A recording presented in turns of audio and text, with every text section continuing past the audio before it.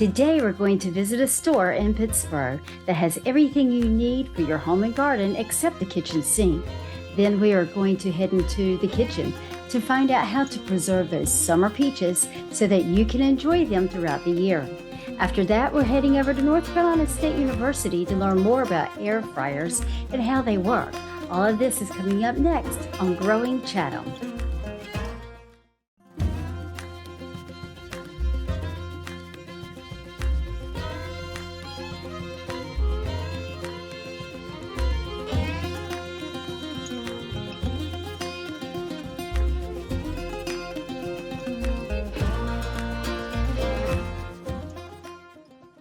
Welcome to North Carolina Cooperative Extension Chatham County Center's Growing Chatham.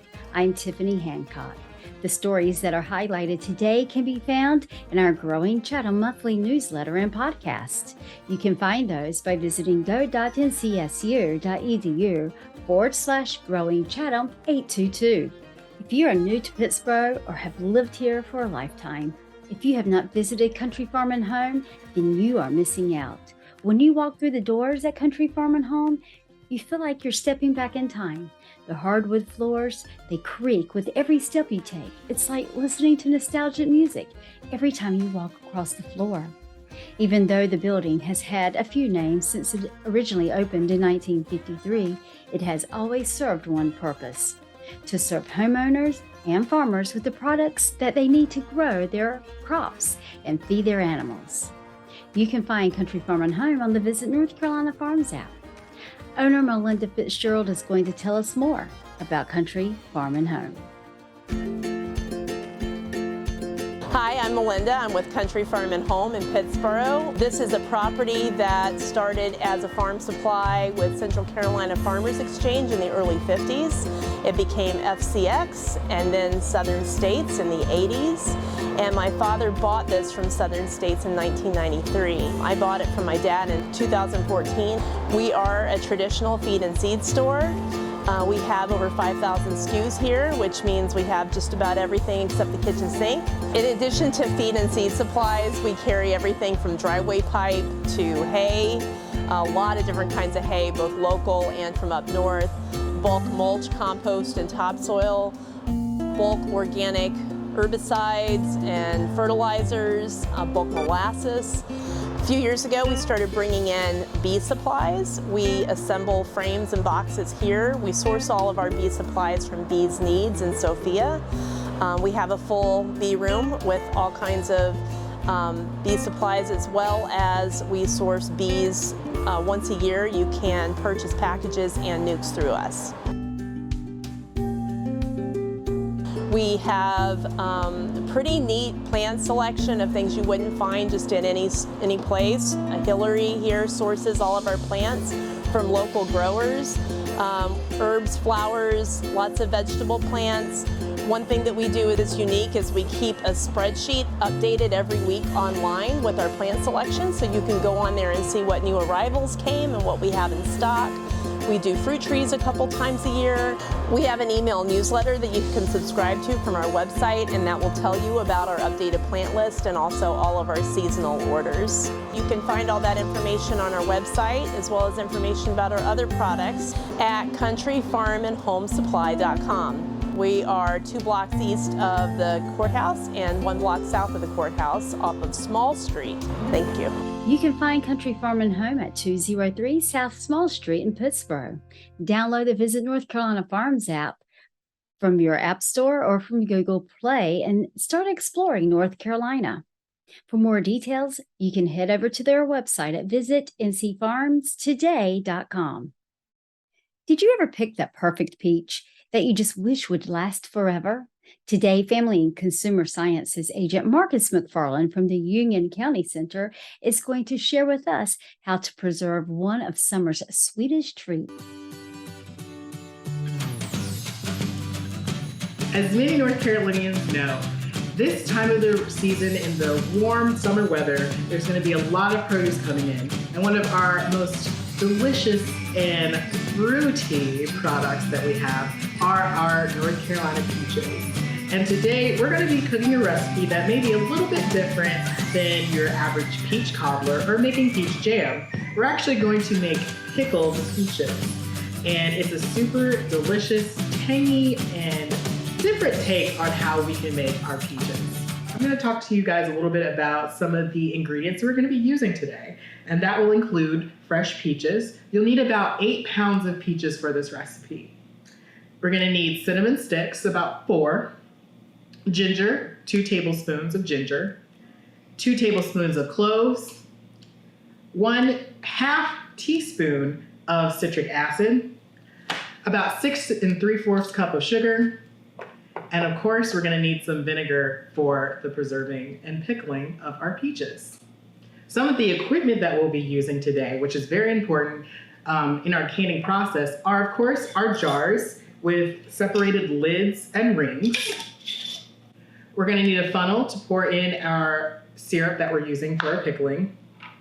We're going to need our grabbing handle tool for our jars to put in the hot water, and of course a magnet to help safely put on our rings without touching the edges and causing any bacteria to go into our pickles. We'll also be needing to use our water bath canner. A water bath canning method is for any type of preservation that will be used with very high acid foods like fruits, or during any type of pickling of vegetables and fruits where you're adding in an acid. I wanted to mention one more tool that's going to be very important today, and that's our headspace tool. It is used to help measure the liquid within the jar from the surface of the liquid to the top of the lid. This is important because we want to make sure we have the right amount of space between those two measurements. The first step we're going to take is we're going to de-skin our peaches. And the way we're going to do that is a process of blanching. What we'll do is take our peaches and put them into a pot of hot boiling water, and we'll let them sit there for about 1 to 2 minutes. Once they are done, you will put them into an ice bath and let them sit again for about a minute or so. Once this is done, it makes the skins a lot more easier to peel off. And that way we have our peaches ready for pickling. Now, to stop any type of browning from happening, we're going to set the peaches in a bowl of water mixed with citric acid. Citric acid helps to prevent any type of browning from happening, thus speeding up the process of ripening. Once we're done with that process, we are going to take our sugar and measure out our vinegar.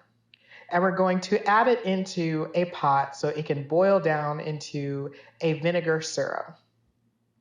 After we're done with that, we're going to mix it all together and incorporate it well so that it becomes a nice, lovely, simple vinegar syrup. Afterwards, it's now time to make our cloth bags with our spices.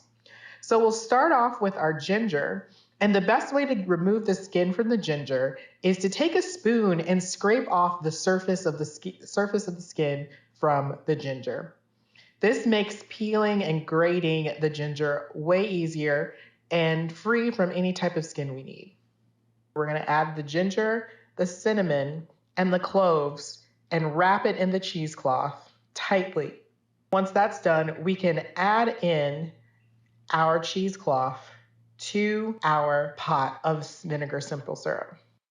Once that's done, we will be able to add in our peaches and let them sit into the syrup until they are soft and easy enough to prick with a fork, but not mushy. Afterwards, we're going to let our peaches cool down and then sit in the refrigerator overnight. This helps to develop the plumpness for the peaches. Afterwards, once it's done cooling and in the refrigerator, you're going to start your processing portion and canning portion of the peaches.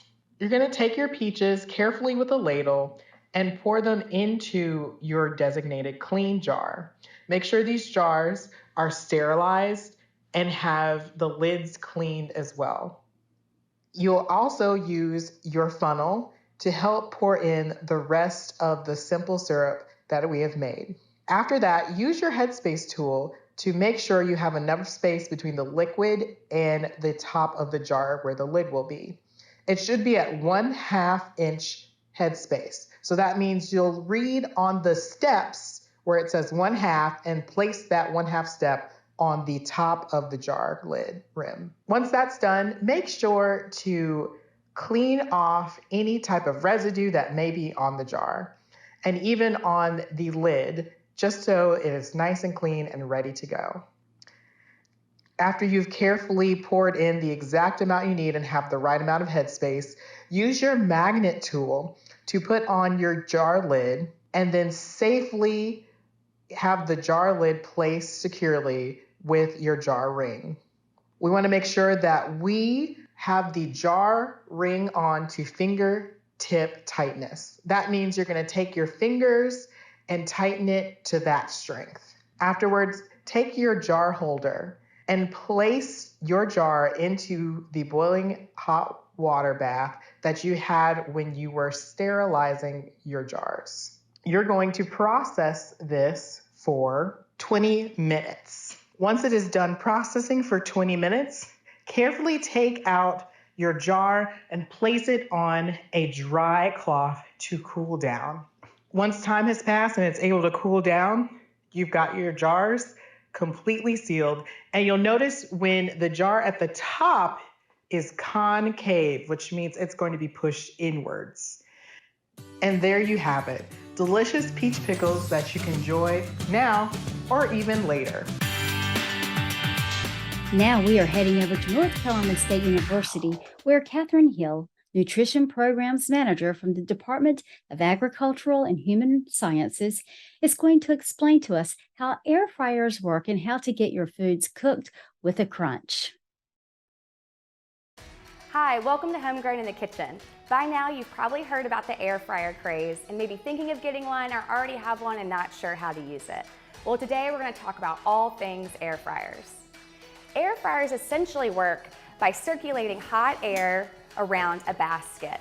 They are essentially small convection ovens with hot air circulating and cooking food really evenly and quickly.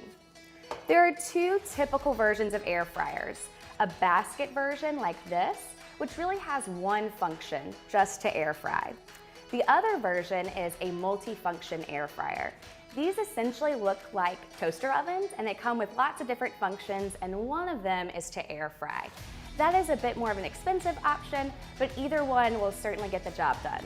So for most air fryers, once you engage the basket, your machine will light up or it may have knobs. And this is where you're going to turn on the machine, change the time and the temperature depending on your recipe. As I mentioned, air fryers are like small ovens. So any recipe just about that can go in the oven can go into the air fryer. A rule of thumb here is to convert an oven recipe to an air fryer recipe, think about reducing the cooking temperature by about 25 to 50 degrees.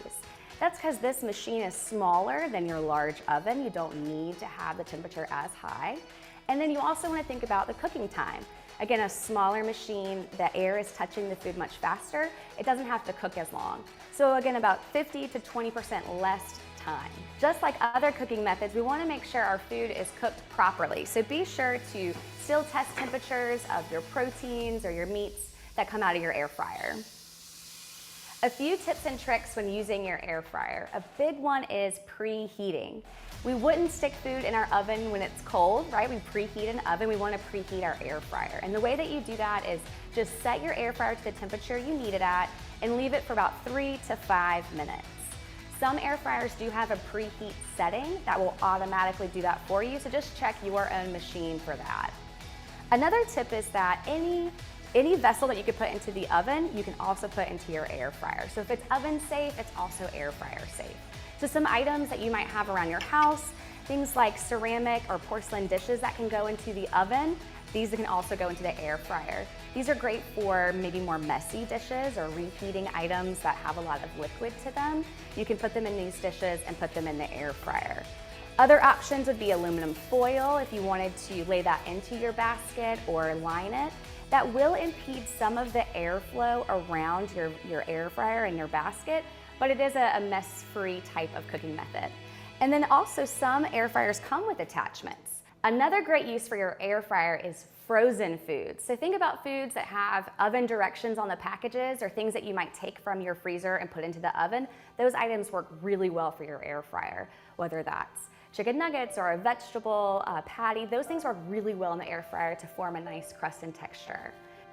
Another key to cooking in an air fryer is not overcrowding the basket. You may be tempted to do that because it looks large, but the way the air fryers work and by circulating hot air, we don't want to overcrowd that area. That would actually cause your food to steam instead of form this crust.